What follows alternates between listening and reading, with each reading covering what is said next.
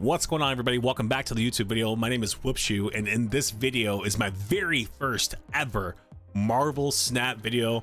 Marvel Snap has been so much fun lately that I just had to make some content with it.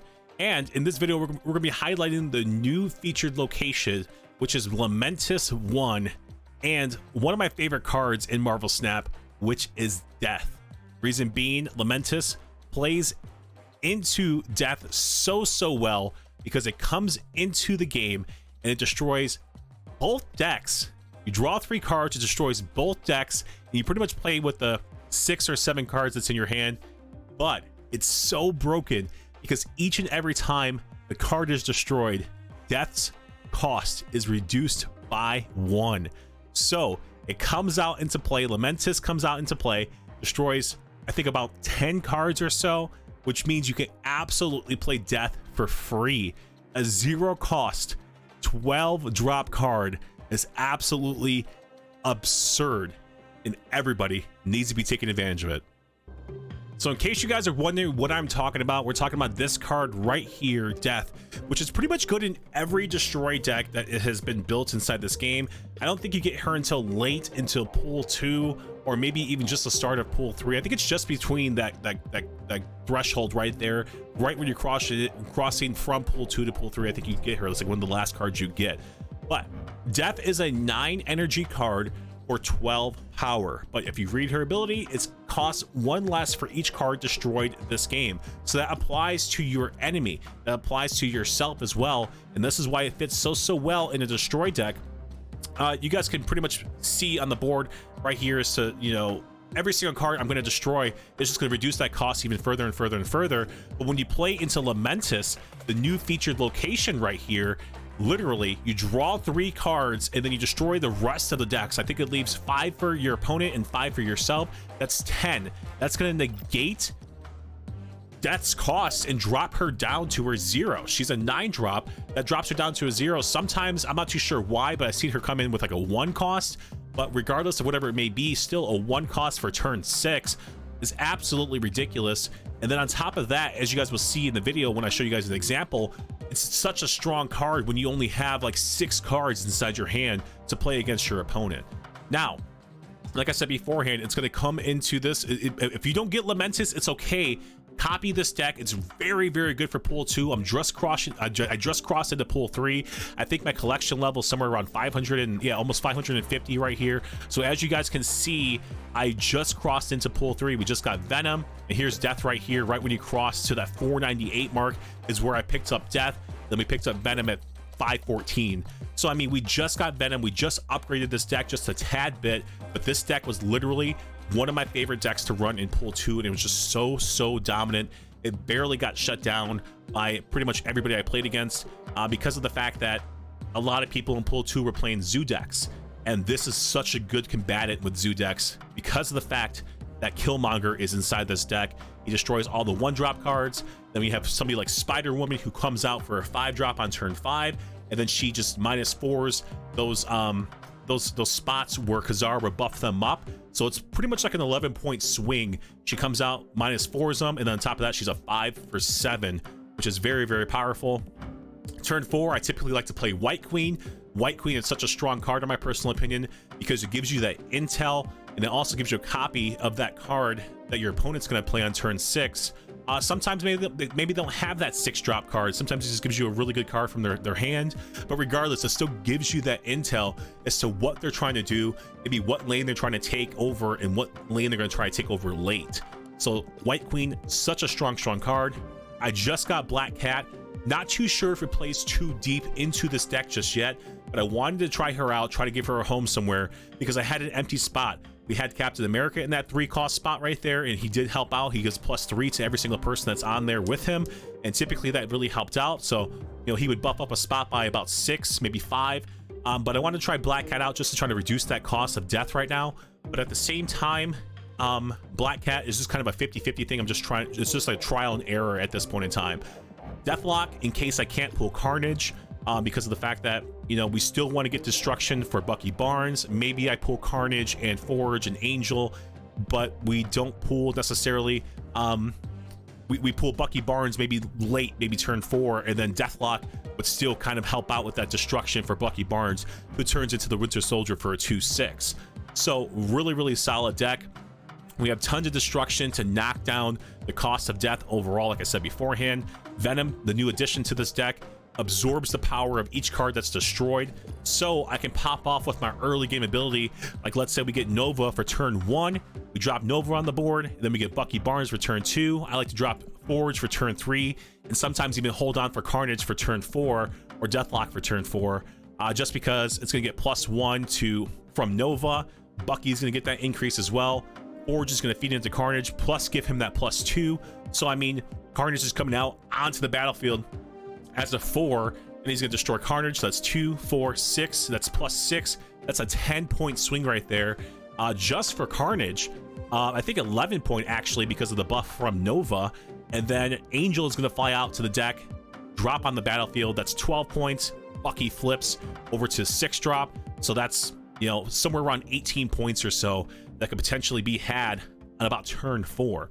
And that's, like I said, if I wait that long and I have all those cards in my hand, that's the best possible case scenario.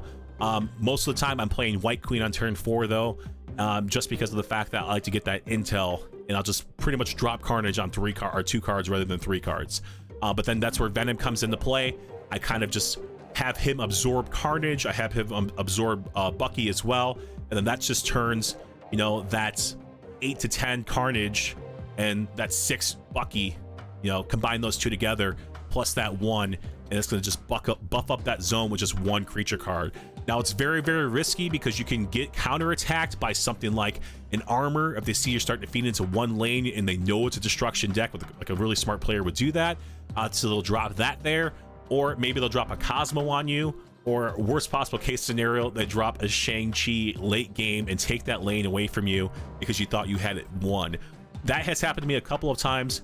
Not too often. A lot of people really aren't running those cards in the pool 2. I know pool 3 it kind of gets up there, so it's a different strategy. Like I said, I just got into pool 3. I've only been playing Marvel Snap for, let's say, about a month right now, and it's been really, really fun. I've been really having a good time with it. So I mean, yeah, that's pretty much it right there. Killmonger feeds into this deck a lot. It's one of my favorite cards inside this deck, and particularly because he just comes out and just wipes out those zoo decks. He wipes out those 1-drops like the Sunspots that get really, really buffed up, that people run inside their decks, you know, the Ant-Mans, and a lot of people drop Iron Fist for the procs and things like that for move decks. So he really just comes out and just kind of just wipes the board, and guess what? That procs death even lower on top of that. But the main focus and the point of this video is the new featured location, Lamentis 1, and I'm telling you guys right now, it's absolutely broken. Let's hop into some gameplay. I'll show you guys what I'm talking about. So far, the Black Cat is just like a stalemate. Not too sure if it's good in this deck, not too sure if it's bad in this deck just yet. We'll see. Here we go. This is it. There we go. We draw 3 cards. Look it. Death is free.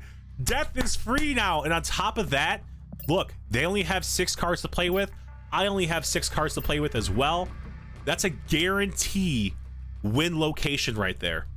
I'll snap on that. You know why? We're gonna proc. We're gonna proc. The Black Cat is gone. See you later. But she just gets reduced to 0. Thanks to Lamentis. Lamentis 1, thank you very much. We're gonna go ahead and drop. I honestly want to just, maybe he has Shang-Chi though. That's so scary. Like, I'm over here celebrating. I'm not even thinking about what the counterattack alternative might be. So this might be a good drop as well, because of the fact that, you know, Mer Island.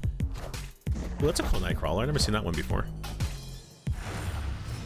They gave me that proc of the +2. So we're both giving up that right side. Maybe I just play for mid. Oh, he Nightcrawlers it. He negates it. That's cool. That's a really cool Nightcrawler. Carnage comes out with the +2. He's gonna get a +1 now. He's a 7. Now what do we play? Do we stack left side and play off of this? He's probably gonna retreat. He has 3 cards in his hand. He's probably gonna play a majority of them right now. I have 1 card left. and she's gonna go wherever I need her to go. And it's such a powerful card because she's a 5/7. Let's play Rogue. And I think we win. We GG's this. We GG it, in my personal opinion. We hold on to this card. I'm gonna hold on to it. One more turn. Come on, Blith. What's your play, buddy? Bishop, okay. Not too bad. But it looks like he's trying to play for mid and right. He can take right. I think I might play for mid here. Or do we play for right? We play for right. Let's play for right. Let's just try to negate. Play for right. I'll minus him back down. Plays Apocalypse.